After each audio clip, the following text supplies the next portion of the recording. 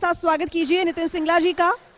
Rohit Rungta, general secretary Faridabad chamber of commerce industry. Rohit Rungta ji please stage पर आइए, जोरदार तालियों के साथ स्वागत कीजिए रोहित रुंगटा जी का। राजेश नागर, विधायक तिगांव विधानसभा। थोड़ी ही देर में राजेश नागर जी भी हमारे साथ इस सेशन में जुड़ेंगे। Over to you Raj ji. शुक्रिया रितु। और लगातार हम शाइनिंग फरीदाबाद कॉन्क्लेव 2023 में बात कर रहे हैं कि फरीदाबाद में विकास कितना हुआ और अभी भी विकास की कितनी ज़रूरत है, फिर चाहे स्वास्थ्य की बात हो, उद्योग की बात हो या फिर इंफ्रास्ट्रक्चर की बात हो। अभी मेरे साथ दो मेहमान जुड़े हैं और कुछ देर बाद हमारे साथ राजेश नागर जी तिगांव से विधायक हैं, वो भी जुड़ेंगे इस चर्चा में और उनसे भी पूछेंगे कि सरकार ने और उन्होंने अपने स्तर पर फरीदाबाद को ऊंचाइयों तक ले जाने में कितना सहयोग किया, कितनी भागीदारी जो है वो निभाई है।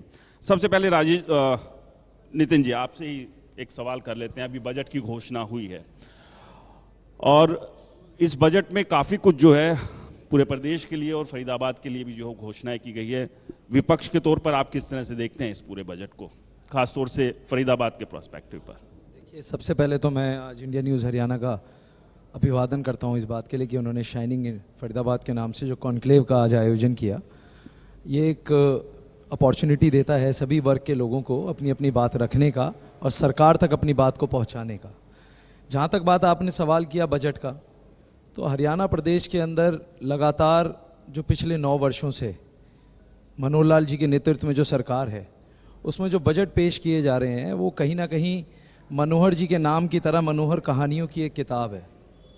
और सन 2004 में जब चौटाला जी ने हरियाणा के अंदर अपना राज छोड़ा था और चौधरी भूपेंद्र सिंह हुड्डा जी के नेतृत्व में कांग्रेस की सरकार बनी थी, तो उस समय हरियाणा के पास 24,000 करोड़ का कर्ज था।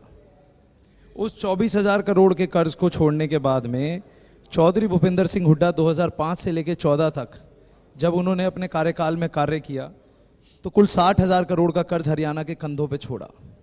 लेकिन बड़े दुर्भाग्य की बात है कि आज 2023 में मनोहर लाल खट्टर जी की सरकार के बाद 3,50,000 करोड़ का कर्ज आज हरियाणा के कंधों पर है। लेकिन कर्ज को बढ़ाने का काम तो पिछली सरकारों ने भी किया ही है। पिछली सरकार ने किया 36,000 करोड़ का सिर्फ, और हमारे वो 10 साल में जहां 36,000 करोड़ बढ़ा। क्या सिर्फ लगाकर हम ये कह दें कि नहीं सिर्फ 36,000 करोड़ का हुआ और इस बार तो लाखों में पहुंचा दिया है, तो क्या वो गुनाह कम हो जाते हैं?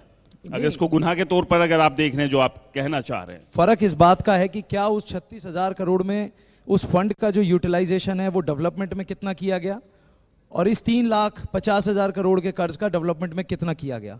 तो मैं उसकी भी आपको विस्तार में एक रिपोर्ट पेश कर देता हूं।